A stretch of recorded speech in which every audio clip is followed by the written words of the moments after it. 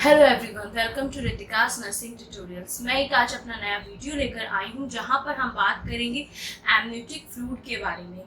जो amniotic fluid है वो क्या होता है, उसकी एबनॉर्मलिटीज क्या है और एमनियोटिक फ्लूइड है उसके फंक्शंस क्या है during the time of pregnancy and during the time of labour. तो आइए आज का हम अपना वीडियो स्टार्ट करते हैं। वीडियो स्टार्ट करने से पहले मैं आप सभी को रिक्वेस्ट करूंगी कि जिसने अभी तक मेरे चैनल को सब्सक्राइब नहीं किया है प्लीज़ मेरे चैनल को सब्सक्राइब करिए।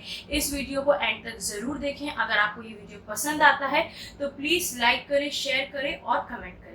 आइए आज का हम अपना वीडियो स्टार्ट करते हैं। तो आज हम बात कर रहे हैं एमनियोटिक फ्लूइड। इसे हम लोग लिकर एमनी के नाम से भी जानते हैं, इसे हम लोग लिकर एमनी भी बोलते हैं। जो हमारा एमनियोटिक फ्लूइड है इसकी अगर हम कलर की बात करें तो ये पेल स्ट्रॉ कलर का होता है, जिसमें जो फीटस है वो क्या करता है, फ्लोट करता है। Foetus float. एमनियोटिक फ्लूइड को हम लिकर एमनी भी बोलते हैं और इसका कलर पेल स्ट्रॉ होता है। और इसमें जो है फीटस हमारा जब वोम में होता है तो जो फीटस है इसमें फ्री मूवमेंट करता है, ये फ्री मूवमेंट अलाउ करता है और इसमें जो है फीटस प्रॉपर तरीके से फ्लोट करता है। अब हम बात करते हैं जो एमनियोटिक फ्लूइड है तो इसकी जो क्वांटिटी है वो कितनी होनी चाहिए। तो जो normal quantity of amniotic fluid या आप बोल सकते हैं लिक्विड एमनी की है वो 500 ml से लेके 1500 ml तक होती है।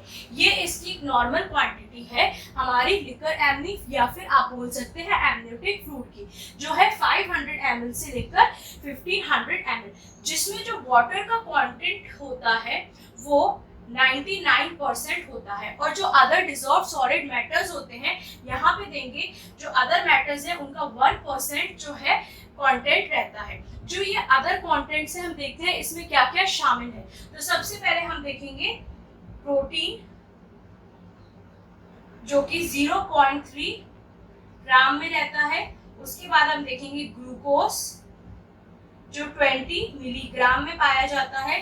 Urea 30 milligram, uric acid 4 milligram and creatinine की जो मात्रा है वो 2 मिलीग्राम की होती है। तो जो हमारा एमनियोटिक फ्लूइड है वो पेल स्ट्रॉ कलर का होता है, जिसमें जो फीटस है वो नॉर्मली फ्लोट करता है, जो अलाउ करता है फीटस को एक प्रॉपर मूवमेंट और हेल्प करता है उसकी ग्रोथ में। इसकी जो क्वांटिटी है नॉर्मल वैल्यू कितनी है 500 ml टू 1500 ml, जिसमें जो 99% है वाटर और जिसमें अदर कंटेंट्स में आता है हमारा protein, glucose, urea, uric acid और क्रिएटिनाइन।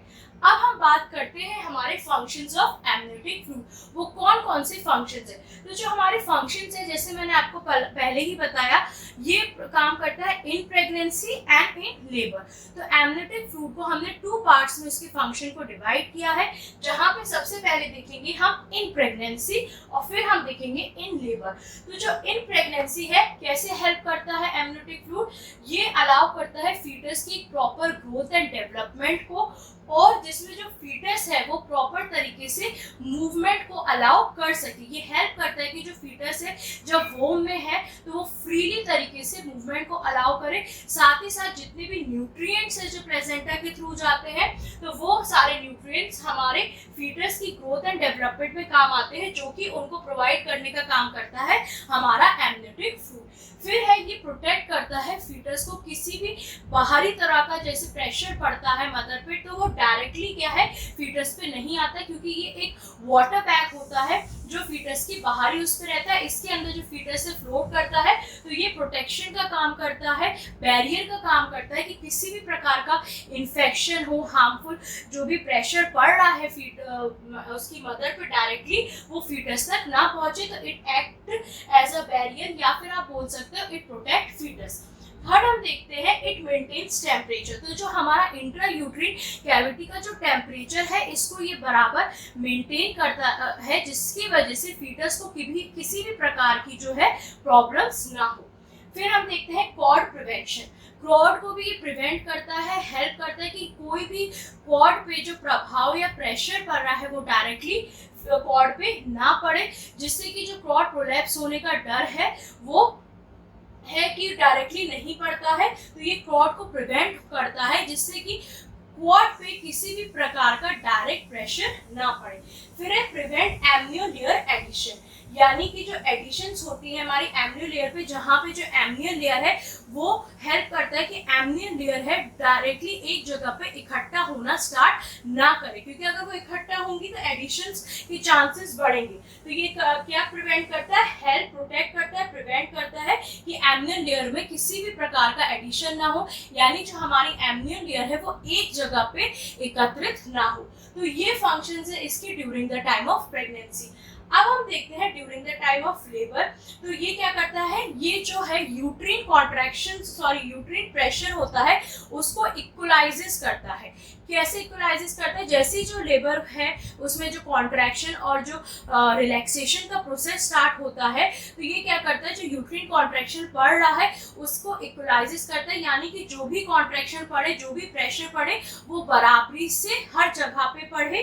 तो ये क्या करता है, इक्वलाइजेस यूट्रीन प्रेशर। उसके बाद इट प्रिवेंट्स फ्रॉम इंटरफेरेंस, यानी प्लेसेंटल का जो भी सर्कुलेशन चल रहा है उसमें किसी भी प्रकार का इंटरफेरेंस ना हो, जिसकी वजह से जो प्लेसेंटल सर्कुलेशन है उसमें डिस्टर्बेंस हो। तो इसलिए उससे प्रिवेंट करता है कि प्लेसेंटल सर्कुलेशन में किसी प्रकार का इंटरफेरेंस ना हो। फिर है dilatation of cervix, and last है act as aseptic and bactericidal action, यानी कि जैसे जो एक्सपल्शन हो जाता है, प्लेसेंटल का एक्सपल्शन हो जाता है, तो जो बर्थ कैनाल के थ्रू जैसे ही जो एमनियोटिक सैक है वो टियर होता है, तो जो फ्लूइड है वो एक गस्ट के साथ, एक फ्लो के साथ बाहर आता है हमारे थ्रू बर्थ कैनाल। तो जैसे वो फ्लो जो एमनियोटिक फ्लूइड है वो बाहर आता है तो वो बर्थ कैनाल को क्लीन करता हुआ आता है, तो वो सारे जितने भी माइक्रो ऑर्गेनिजम्स है उसको भी साथ में डिस्ट्रॉय कर देता है, जिसकी वजह से किसी भी प्रकार का इन्फेक्शन बेबी को नहीं मिलता है, कि उसको इन्फेक्शन से प्रिवेंट करता है। वो सारे माइक्रो ऑर्गेनिजम्स को अपने गस्ट ऑफ फ्लो के साथ क्या करता है, डिस्ट्रॉय कर देता है। तब हम इसको बोलते हैं कि it act as aseptic and bactericidal action. तो ये था हमारे फंक्शंस ऑफ एमनियोटिक फ्लूइड। अब हम डिस्कस करेंगे what are the abnormalities of amniotic fluid. तो अब हम बात करते हैं एब्नॉर्मलिटीज ऑफ एमनियोटिक फ्लूइड या फिर लिकर एमनी। तो इसमें हम देखते हैं दो एब्नॉर्मलिटीज हैं, पॉलीहाइड्रोमिनस और ओलिगोहाइड्रोमिनस। पॉलीहाइड्रोमिनस, अगर जैसे हमने बात करी जो एमनियोटिक फ्लूइड की नॉर्मल वैल्यू है वो 500 से 1500 ml रहती है, लेकिन अगर यही नॉर्मल वैल्यू 1500 ml से इंक्रीज हो जाती है या उससे अबव हो जाती है तो उसको हम लोग बोलते हैं पॉलीहाइड्रोमिनस। यानी जो लिकर एमनी एमनियोटिक फ्लूइड की नॉर्मल वैल्यू से अधिक हो जाती है, यानी 1500 ml से ऊपर पहुंचती है, तो उसको हम लोग बोलते हैं पॉलीहाइड्रोमिनस।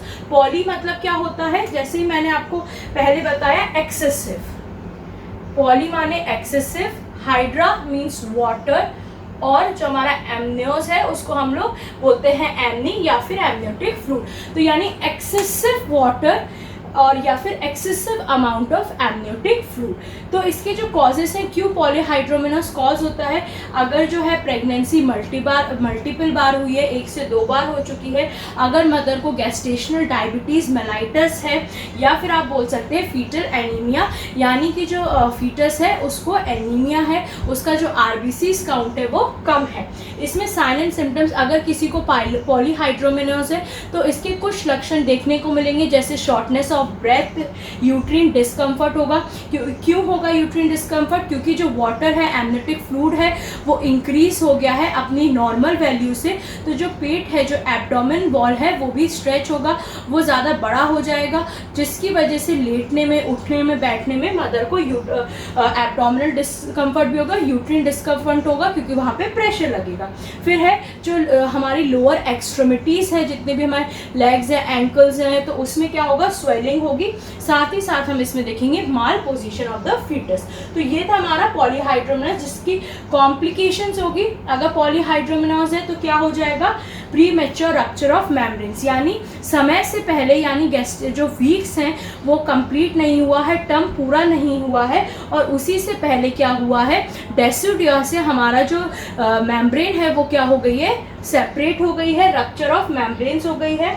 जिसकी वजह से प्रीटर्म लेबर भी हो सकता है या प्री मैच्योर बर्थ भी हो सकता है, यानी उसका जो वीक है गेस्टेशन का या आप टर्म है वो पूरा नहीं हुआ है और उससे पहले क्या हो गया, बर्थ हो गया, और इसी को फॉलो करेगा हमारा CS।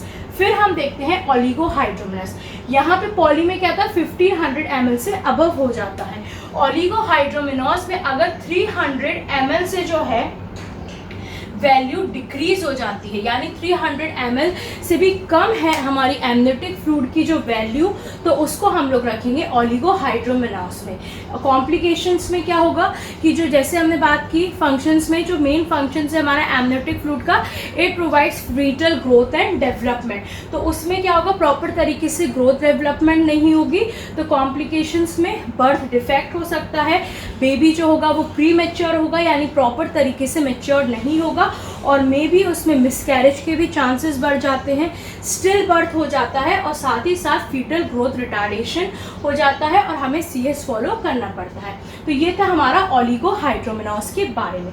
अब हम देखते हैं जो एबनॉर्मलिटीज़ हम कुछ एमनियोटिक फ्लूइड की हम ऐसे डिटेक्ट करते हैं, उसके कलर को देखते हुए कि अगर एमनियोटिक फ्लूइड का कलर में चेंजेस हैं तो वो किस एबनॉर्मलिटी को दर्शाते हैं। तो सबसे पहले अगर एमनियोटिक फ्लूइड का जो मैंने आपको कलर पहले ही बताया पेल स्ट्रॉ, अगर उसका कलर येलो आता है तो इसका मतलब होता है कौन सी कंडीशन है, एरेथ्रोब्लास्टोसिस फेटलिसिस, यानी कि hemolytic disease of the neonates, जिसमें क्या होता है, ये क्या करता है, आरबीसी की मात्रा को किल कर देता है, आरबीसी सेल्स को, जिसकी वजह से क्या होता है, फीटस को एनीमिया की प्रॉब्लम स्टार्ट हो जाती है, फीटल एनीमिया होता है, जिसको हम लोग बोलते हैं एराइथ्रोब्लास्टोसिस फेटलिसिस। अगर ग्रीन कलर है, यानी कि जो फीटस की प्रेजेंटेशन है वो सिफेलिक नहीं है, उसकी जो प्रेजेंटेशन है वो ब्रीच प्रेजेंटेशन है, जहाँ पे जो फीटस का प्रेजेंटिंग पार्ट होगा वो क्या होगा, बटक्स होगा। और ये क्यों होता है ग्रीन कलर, अगर जो फीटस है उसने एक्सपल्शन के पहले ही क्या हुआ है,